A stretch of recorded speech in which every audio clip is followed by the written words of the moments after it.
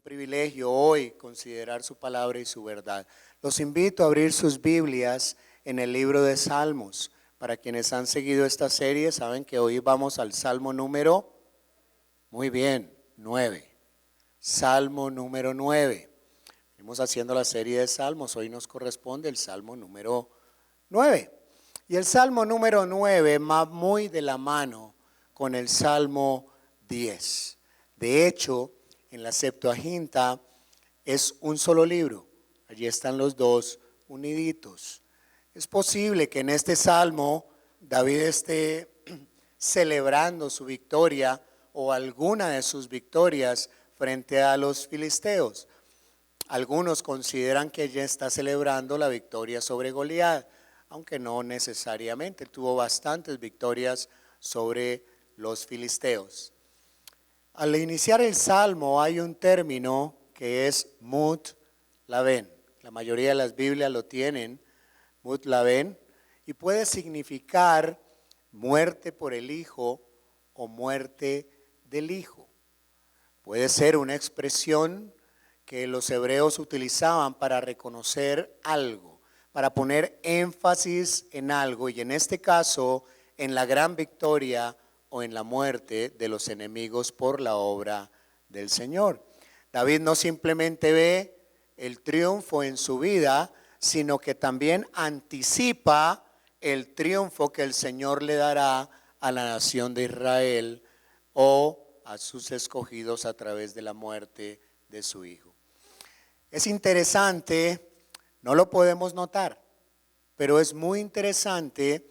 Y no lo notamos porque nuestra traducción al español se pierde, pero la estructura de este salmo es una estructura que nosotros siempre la consideramos como salamera. ¿Alguien sabe qué es un acróstico?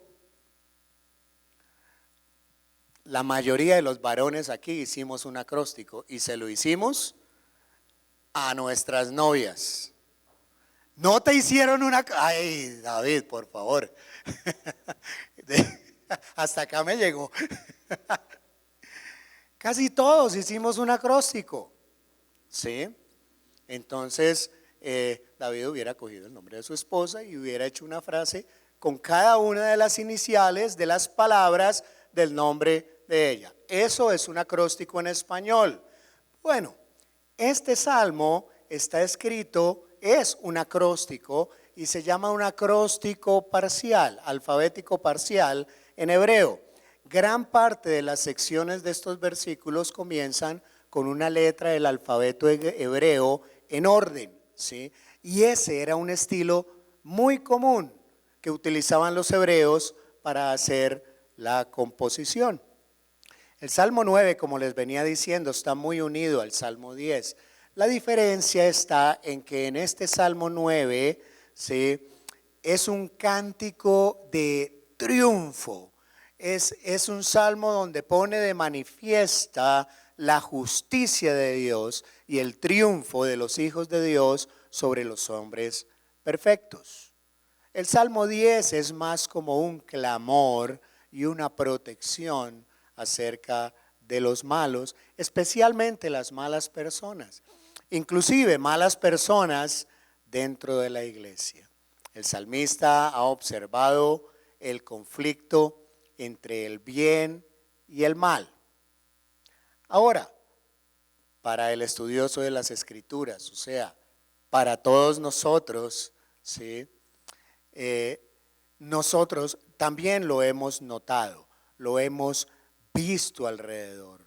También hemos tenido esa confrontación en la caída del hombre. David lo anticipa y anticipa que el triunfo va a ser de Dios. Es por eso que en mi concepto el libro del Apocalipsis debería ser llamado la consumación de la obra del Redentor, del Mesías, de Jesucristo.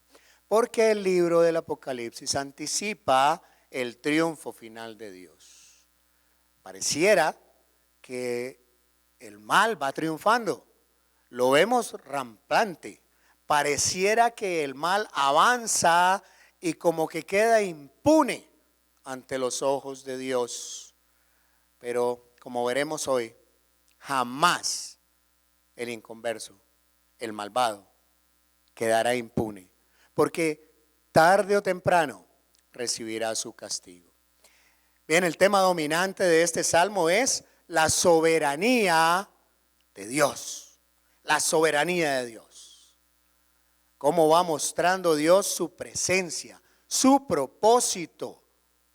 Cómo va mostrando Dios su voluntad sobre la acción injusta de los hombres. Y para estudiarlo un poco más fácilmente, quisiera dividirlo en 5 secciones, cada una identificadas con una palabra. La primera, gracias. La segunda, confianza.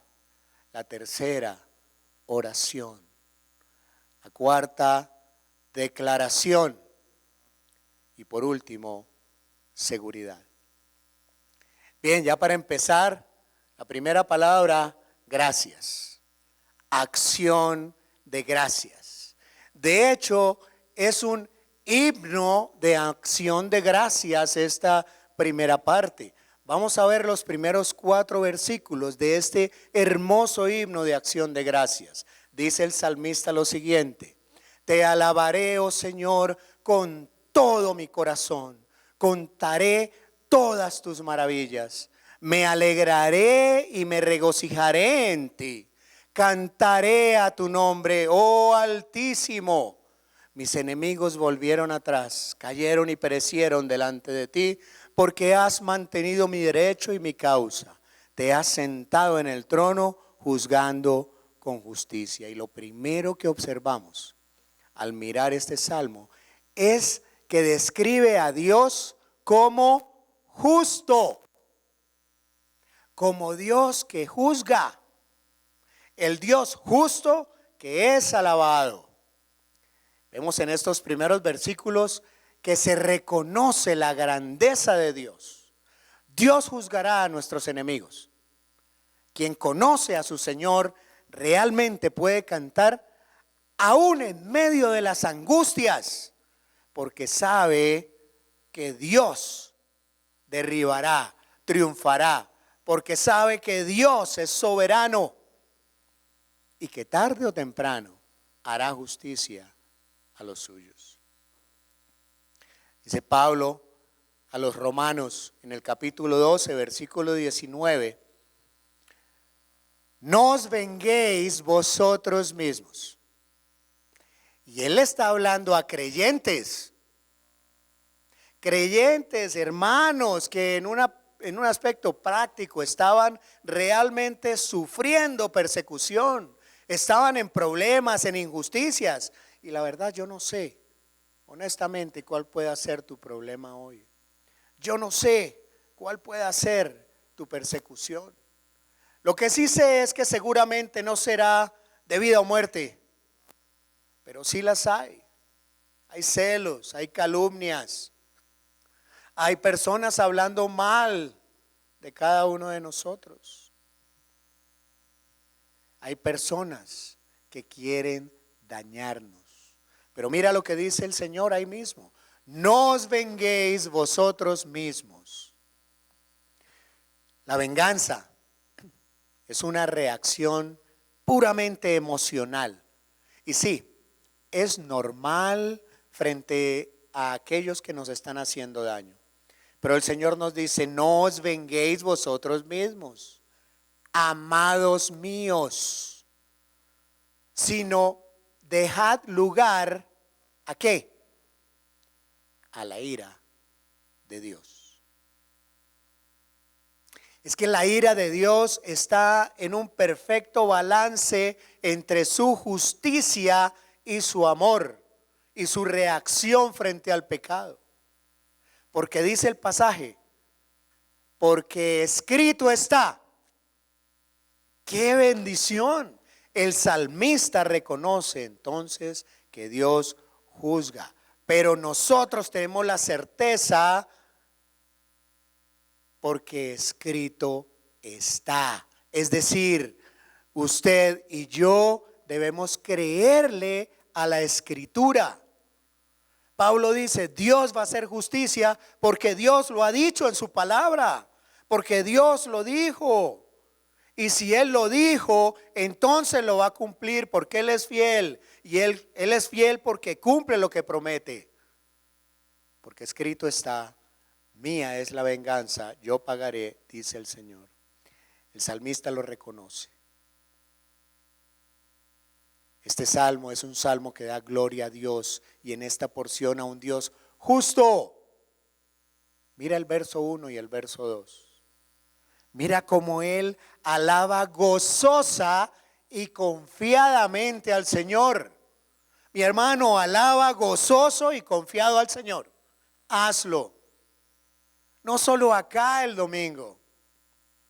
Día a día alaba gozoso y confiado al Señor. Y como empieza el primer verso, me encanta. Me encanta. Tal vez muchos no lo sepan. Pocos podrían haber dicho, tuve el privilegio de cantar este himno. No lo voy a cantar porque no tengo la voz. Pero me encanta cómo comienza. Te alabaré, oh Señor. ¿Con qué? Con todo mi corazón. Te alabaré, Señor, con todo mi corazón. El pastor dirá, no se pudo aguantar.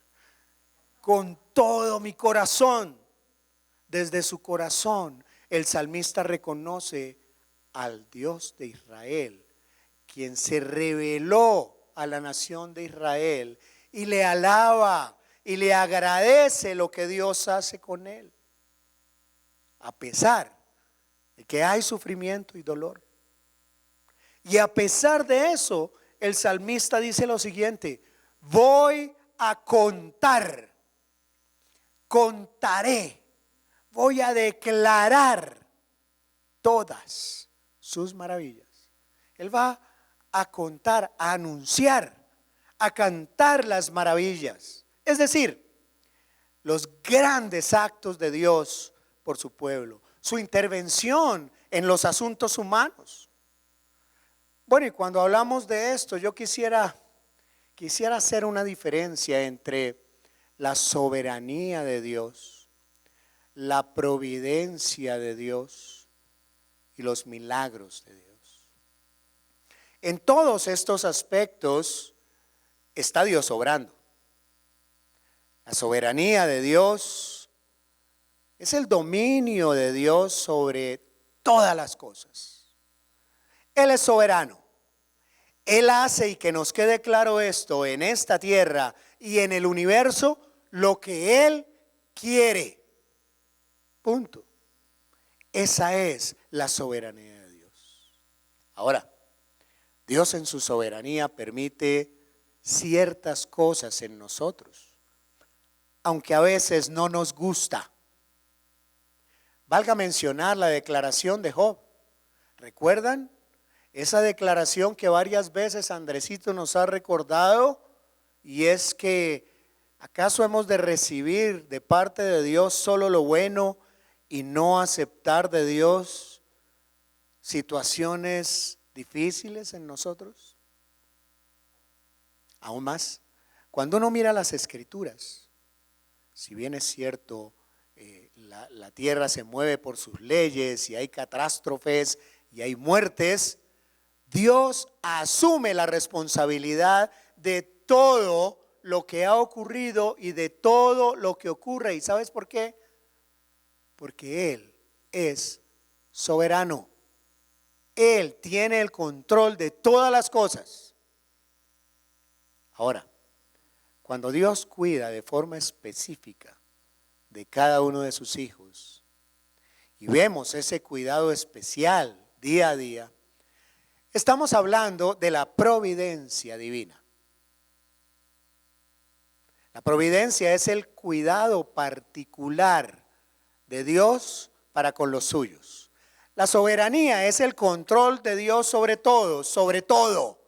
Pero la providencia divina es el cuidado de Dios específico en cada uno de ustedes, en mí. ¿Lo has sentido? Todos los días. Ahora, a veces Dios puede obrar Y cuando Él obra en una forma sobrenatural, por decir así, cuando quiebra, viola las leyes naturales que Él mismo nos ha dejado, a eso se le llama milagro. El milagro es la intervención sobrenatural de Dios sobre los suyos. Ahora bien, los milagros no ocurren siempre. Si ocurrieran siempre, ya no serían milagros, serían comunes, sería la regla. El salmista alaba y dice: voy a contar todas tus maravillas. Mira el verso 2.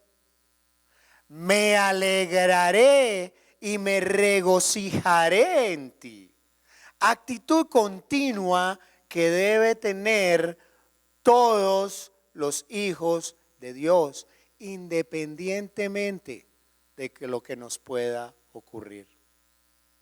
Recuerda las palabras del apóstol Pablo a los Filipenses, capítulo 4, versículo 4. Regocijaos en el Señor siempre. Otra vez digo, regocijaos. Y como muchas veces nos han enseñado acá, ¿qué quiere decir siempre? Siempre. Otra vez digo, regocijaos. Ahora, cuando Pablo escribe este mandato que aparece en los 4 primeros capítulos de los Filipenses, él está privado de la libertad. Él está en la cárcel. Y no está allí porque haya matado, porque haya robado, está allí injustamente. Y no tiene ni idea de qué va a suceder, no tiene ni idea si va a salir, si no va a salir, si lo van a condenar o no, si va a morir o no, si va a estar en su contra o no. Él podría decir: soy inocente, pero no pierde el gozo. Y aún más, nos escribe: no pierdas tu gozo. A veces, por cosas tan pequeñas, se nos va el gozo. A veces nos enredamos en cosas tan vanas y se nos va el gozo. A veces nos estrellamos con unas nimiedades que no tienen sentido y se nos va el gozo. Y el salmista dice: vuélveme el gozo de la salvación.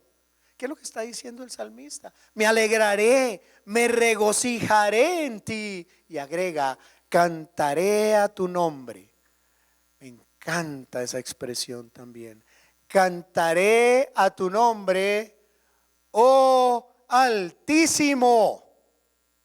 Y cantar significa cantar con la voz, con la voz. Así esté ronqueta, pero cantar. A David se le llamaba el dulce cantor de Israel. Con música, sin música, pero es hacer música con la voz. En el Nuevo Testamento, el escritor a los Hebreos, en el capítulo 13, versículo 15, le llama fruto de labios que confiesan su nombre. Y es por eso que Dios invita a venir a Él y adorarle con todo nuestro corazón. Porque es fácil alabar a Dios y es fácil confiar en Dios cuando todo está bien. Esa es la parte fácil. Pero, ¿y en los momentos difíciles? Bueno, el salmista ha procurado ver a Dios en todos los momentos. Él ha procurado ver a Dios en todas las circunstancias. Ahora mi pregunta es: ¿y hoy yo también? ¿Hoy puedo ver la mano de Dios? A veces nos preguntamos: ¿dónde está Dios en mis problemas? Bueno, Él está en el lugar de siempre, orquestando todo. Él es el Altísimo, el Altísimo, el Elión. ¿Recuerdan? Perdón. Melquisedec se refiere a Dios como el Elión. Aún antes de que Dios revelara su nombre. Todos tenemos en mente cuál es el nombre de Dios. Yo soy el que soy, el tetragramatón. Algunos lo pronuncian, Yahweh. Pero antes, muchos años antes, Melquisedec con Abraham se refiere al Señor en este término, el Elión. ¿Y sabe qué quiere decir? Aquí David lo utiliza y por eso me encanta. Aquí lo utiliza y dice: cantaré a tu nombre, oh Altísimo, el Elión. Oh Altísimo. El título que describe supremacía, el control soberano de Dios. Él va a hacernos ver cómo Dios juzga a sus enemigos. ¿Qué hace el salmista? Alaba con gozo confiado en Dios, pero también anuncia el triunfo del Señor. Mis enemigos volvieron atrás, cayeron y perecieron delante de ti. No en vano, dice Dios en las Escrituras, caerán a tu lado 1000 y 10,000 a tu diestra, mas a ti no llegarán. Recuerda que David fue un hombre de guerra. David no fue un hombre como Salomón, que Dios le permitiera hacer muchas cosas. Ni siquiera le permitió hacer el templo. David quiso hacerlo, pero Dios le dijo: quieto. Tú eres un hombre de guerra. Y él era un hombre de guerra. Ahora, ¿cómo estaba la nación de Israel frente a los enemigos? Pues con temor. Pero David ve la mano del Señor. Observa cómo los enemigos caen. Porque has mantenido mi derecho y mi causa, dice Dios. Él vindica a los suyos. Salmo 37, versículo 6 también me encanta. Me encantan de este salmo, es impresionante. Dice: exhibirán como la luz y tu derecho como el mediodía. Es decir, Dios hace justicia y defiende. Él finalmente va a mostrar que lo que se decía contra nosotros no era cierto. Porque has mantenido mi derecho y mi causa, te has sentado en el trono juzgando con justicia. Dios ejecutará sentencia. Y es una sentencia en donde va a borrar hasta el pensamiento. Reprendiste a las naciones, versículo 5, destruiste al malo, borraste el nombre de ellos eternamente y para siempre. Recuerden, la bendición de los hebreos, Shalom, significa que tengas la bendición de Dios material, pero que la tengas en esta tierra. Es algo medio materialista el tema ahí, ¿sí? Breve es el triunfo de los malos, pero la victoria de Dios es para siempre. En algún momento de la historia humana reinará la justicia, la paz y el derecho, y a la luz de la Biblia sabemos que eso será cuando el reino del Mesías se establezca en esta tierra. Mira el verso 6. Los enemigos han perecido, han quedado desolados para siempre, y las ciudades que derribaste, su memoria pereció con ellos. Su memoria pereció con ellos. Nuevamente otro término, el concepto de perecer no significa aniquilación, tiene que ver con el establecimiento de la justicia. Habrá un cambio de moralidad sobre la tierra.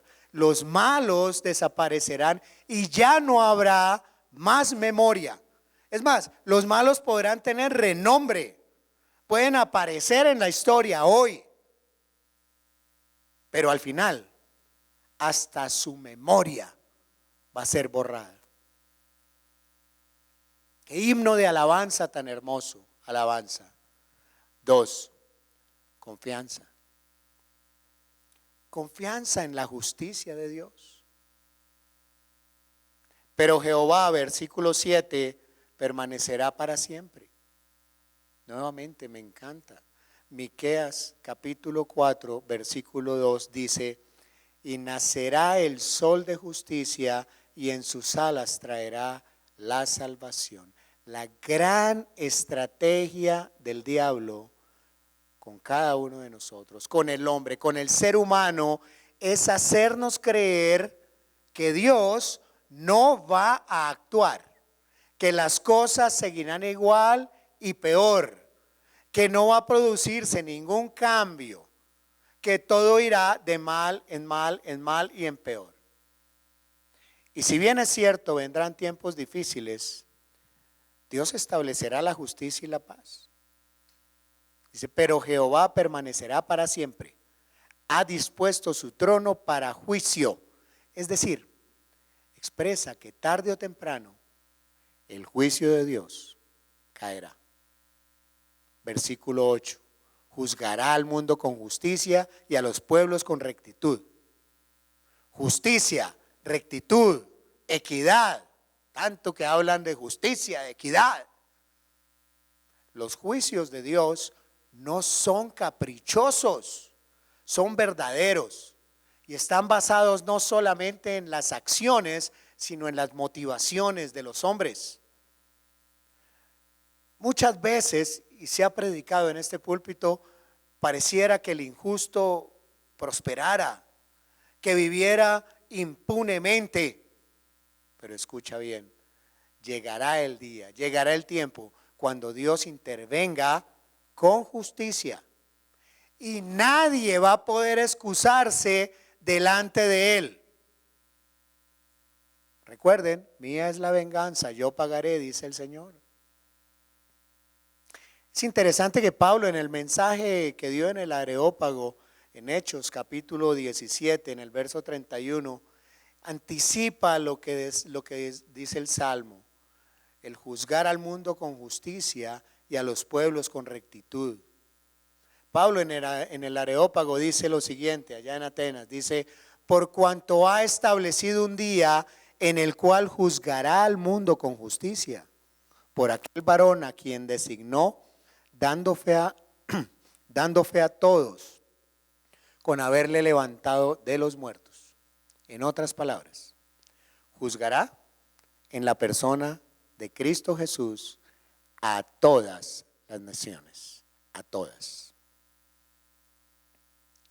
Pero mis hermanos, cuando no conocemos bien a una persona, pues no podemos confiar mucho en ella. Es difícil confiar en alguien que no conocemos. Por eso la siguiente pregunta. ¿Conocemos a Dios? ¿Lo conocemos? ¿Podemos confiar en Él? Porque eso es lo que expresa el salmista, su confianza en que Dios hará justicia, en que Él obrará y que pagará al malo su maldad.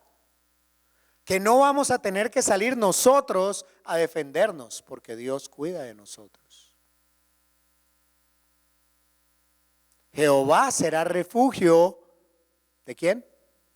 Del pobre, versículo 9. Jehová será refugio del pobre, refugio para él en tiempo de angustia. ¿Y qué es un refugio? Una fortaleza, un lugar de seguridad. Cuando vienen los ataques, buscamos un lugar seguro donde protegernos y ese es el Señor. Vivimos en un país sísmico, toda la costa pacífica hasta Estados Unidos, la falla de San Andrés, eso hace que estemos en un país sísmico y los que viven por allá en California peor. Y cuando yo era niño, recuerdo en Girardot, cada vez que había un temblor, corra, ¿a dónde? Debajo de la puerta, del marco de la puerta. Un sitio de refugio, un sitio en donde pudiéramos sentirnos a salvo. Bueno, Dios es el refugio. Dios es el refugio para los tiempos de angustia. Eso es lo que está diciendo. Y cuando nos refugiamos en otras personas, cuando nos refugiamos en actitudes obsesivas, cuando nos refugiamos en medicamentos, cuando nos refugiamos en el alcohol, para poder sobrevivir a las emociones, para poder sobrevivir a las pérdidas en nuestra vida, pérdidas económicas, quiebra en los negocios, pérdida matrimonial, divorcios o los dolores más grandes que puedan haber para nosotros, la pérdida de seres queridos. Todas ellas, en el dolor, en la angustia, en la frustración, en el fracaso, Dios dice: en la angustia yo soy tu refugio, tu fortaleza. Mira el versículo 10. Es por eso que la justicia de Dios nos ayuda en nuestras vidas. En ti confiarán los que conocen tu nombre. ¿Confías? ¿Conoces el nombre del Señor? Si no lo conoce, no puede confiar. Dios no falla. Él no falla. En ti confiarán los que conocen tu nombre, por cuanto tú, oh Jehová, no desamparaste a los que te buscaron. Dios no va a desamparar a los suyos. Más temprano que tarde entrará en acción. ¿Quiénes se encuentran en ese refugio? ¿Quiénes son? Pues los que buscan, los que conocen al Señor. Mira el verso 10. Los que conocen, los que buscan, los que reciben esa fortaleza. Versículo 11. Cantad a Jehová que habita en Sión, publicad entre los pueblos sus obras, porque el que demanda la sangre se acordó de ellos, no se olvidó del clamor de los afligidos. Así es Dios, Él no te olvida. Subráyalo, Él no te olvida. 3. Oración. Oración pidiendo ayuda. El Señor no demorará en hacer justicia a los suyos. Mira el verso 13. Ten misericordia de mí, Jehová. Mira mi aflicción que padezco a causa de los que me aborrecen. Tú que me levantas de las puertas de la muerte. ¿Cuántas veces sentenciaron a muerte a David? Recordemos, ¿recuerdan esta serie? ¿Recuerdan en el Salmo 3, en el Salmo 4, cuando le decían a David: nadie te oye, para ti ya no hay salvación de parte de Dios? Eso le decían a David en el Salmo 3 y en el Salmo 4. Pero David dice: Él es el que levanta mi cabeza. Él reconoce que Dios interviene en misericordia, en gracia. Tú que me levantas de las puertas de la muerte. Escúchenme bien. Dios contesta la oración de sus afligidos. Me hace pensar en la oración que hay en el libro de Apocalipsis, por allá en el capítulo 6, versículos 9 y 10, cuando dice: cuando abrió el quinto sello, vi el altar de las almas de los que habían sido muertos por causa de la palabra de Dios y por el testimonio que tenían, y clamaban a gran voz diciendo: ¿hasta cuándo, Señor santo y verdadero, no juzgas ni vengas nuestra sangre en los que moran en la tierra? Esto es una oración imprecatoria. Señor, haz justicia, y Dios hará justicia. Ten misericordia de mí, dice el salmista. Mira la aflicción que padezco a causa de los que me aborrecen. Tú que me levantas de las puertas de la muerte, lo reconoce de entrada. Tú me levantas de las puertas de la muerte, verso 14, para que cuente yo todas tus alabanzas. Es decir, para que dé testimonio en las puertas de las hijas de Sión y me goce en tu salvación. Para eso es, para dar testimonio de las glorias de Dios, gozándonos en la salvación que nos da el Señor, gozándonos en su salvación. El salmista anticipa, ve la intervención de Dios en su vida. Ahora, al mirar la vida de David, que es una vida de fracasos, de pecados, de consecuencias familiares, pero que a pesar de eso amaba a Dios, que a pesar de eso Dios dijo de él que no había otro hombre como él, que sirvió en su generación con ese corazón, porque a pesar de que había fallado, Él confiaba en Dios y en su justicia. Cuarto, declaración. Declaración de los juicios pasados de Dios. Mira el verso 15. La justicia de Dios es ineludible. El hombre que comete pecado, aquel que nos daña, aquel que injustamente nos maltrata, Dios tratará con ellos, especialmente a sus siervos. Cuando yo miro el Apocalipsis así en una imagen de arriba, veo que a la diestra del Señor están las estrellas, están los predicadores. Dios protege a sus siervos. Mira conmigo, dice hablando de la justicia de Dios en el verso 15, se hundieron las naciones en el hoyo que hicieron, en la red que escondieron fue tomado su pie. Es decir, cayeron en su propia trampa. La misma maldad de los impíos servirá para su propia destrucción. Al final la maldad caerá. Por eso las palabras de Gálatas en capítulo 6, versículo 7, y son severas. Dice, no os engañéis, dice el apóstol Pablo, Dios no puede ser burlado. Todos podemos ser engañados, pero no se confundan, Dios no puede ser burlado. Todo lo que el hombre siembra, eso ciega. Los pueblos que se oponen a Dios caen por su propia corrupción.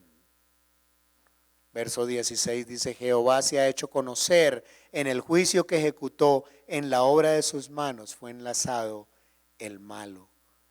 Y termina con lo que en la mayoría de sus Biblias dice ahí, con un higayón y un Selah. La diferencia es que el higayón es una invitación a hacer una pausa, una reflexión con algo de música de fondo. Y el Selah, una meditación. Reflexionemos en este salmo. Dios dice que no va a abandonar a los suyos. Dios no abandonará a su pueblo ni lo dejará en sufrimiento. Y por eso llegamos a la última palabra, seguridad. Seguridad. Seguridad de la justicia y ruego por ella, por esa justicia. Dice en el versículo 17, los malos serán trasladados al Seol. La carrera de los malvados será cortada por el juicio de Dios y terminará con la muerte, pero no la muerte física. Dice que serán trasladados al Seol. Hoy entendemos el concepto del infierno, el concepto de la parte del sitio donde se hallarán todas las gentes que se olvidan de Dios. Interesante. Los malos serán trasladados al Seol. Y de acuerdo con la escritura, el Seol, ese es el lugar de los muertos en el Antiguo Testamento. En el Nuevo Testamento se utiliza la palabra Hades. El Seol, el Hades, describen la condición, el estado espiritual, lo que muchas veces conocemos como el estado intermedio. Porque todos los seres humanos, óiganlo bien, todos los seres humanos van a resucitar. Algunos para vida y otros para vergüenza y condenación.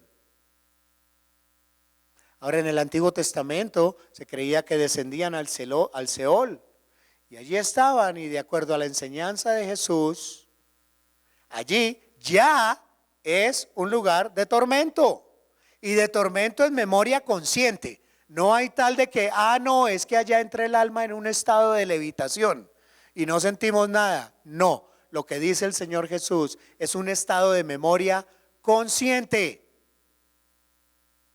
Consciente. Es un estado de remordimiento, es un estado de sufrimiento, es un estado de dolor. y un día resucitarán para condenación. En Apocalipsis capítulo 20, en el verso 13, es la descripción de ese momento tan terrible, diría yo.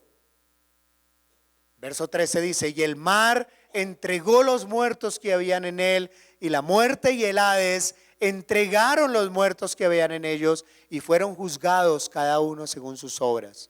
La muerte y el Hades fueron lanzados al lago de fuego. Esta es la muerte segunda, y el que no se halló escrito en el libro de la vida fue lanzado al lago de fuego. Terrible me parece eso, terrible. El apóstol Pablo en 2 de Tesalonicenses, en el capítulo 1, versículos 7 y 8 dice: pena de eterna perdición, excluidos, enajenados de la presencia de Dios. Volvamos al Salmo capítulo 9, versículo 18. ¿Por qué ese juicio? Porque no para siempre será olvidado el menesteroso, ni la esperanza de los pobres perecerá perpetuamente. Mientras los hombres olvidan a los que sufren, Dios no lo hace. Versículo 19, ¿qué dice el salmista? Recuerde que este es un salmo en que Dios es alabado porque Él es justo, justo por su juicio. ¿Qué dice el verso 19? Levántate, oh Jehová, no se fortalezca el hombre, sean juzgadas las naciones delante de ti. ¿Y sabes por qué? Porque Dios es soberano. Dios es soberano. Pon, oh Jehová, y aquí comienza la oración final, este versículo 20 de este salmo. Yo creo que debe ser una oración especial hoy para cada uno de nosotros, hoy para el pueblo cristiano. Pon, oh Jehová, temor en ellos. Señor, ayúdales a comprender que sus maldades los llevarán al juicio y aún algo más severo, un juicio final. Pon, oh Jehová, temor en ellos. Conozcan las naciones que no son sino hombres. Hombres que se creen dioses. Esa es la soberbia que vemos hoy. El salmista termina con una oración que nunca ha sido tan necesaria que elevemos como hoy. El mundo quiere hacer su propia voluntad, tomar sus decisiones, que muchas veces contrastan contra la justicia y la moral de Dios. Bien lo dijo Isaías: llegará el día en que a lo bueno le dirán malo y a lo malo le dirán bueno. Por eso hoy la iglesia debe clamar: oh Dios, oh Jehová, pon en ellos temor. Pon temor en las naciones. Por eso Proverbios 14:34 dice: la justicia engrandece a la nación, mas el pecado es afrenta de las naciones. En el Salmo 9 es un salmo en que se reconoce a Dios, se conoce por su alabanza, por su justicia, porque juzga con justicia. Que Dios sea alabado. Mire, mi hermano, yo no sé si usted está luchando, y voy a invitar al grupo de alabanza. Yo no sé si usted está luchando con algún problema. Yo no sé si está luchando con alguna acusación, con algo que es injusto. Yo lo que sí sé es que nosotros tendremos que hacer lo posible. Iremos amando a nuestros enemigos, iremos y trataremos de tender esos puentes de amor. Pero que sea Dios el que haga lo imposible. Dios exhibirá su justicia como la luz y exhibirá su derecho como el mediodía en ti. Es decir, Dios exhibirá tu justicia y tu derecho como al mismo día. El salmista lo reconoce: los malos van a caer, De ellos no quedará ni siquiera memoria. No se verán más, no serán recordados. Pero el nombre de Dios será recordado y permanecerá para siempre. Bendito sea el Padre Celestial. Bendito sea el Padre Celestial. Y por eso hoy le recordamos y por eso hoy le alabamos y cantamos lo que ha hecho en nosotros. Y decimos y clamamos, como dice el Salmo: pon, oh Jehová, temor en ellos. Pedimos por nuestros vecinos, pedimos por nuestro círculo de amigos, pedimos por nuestros compañeros de trabajo, pedimos por los que gobiernan y le clamamos al Señor: pon temor en los corazones y permítenos la gracia de llevar el evangelio de salvación a cada uno de ellos, Señor.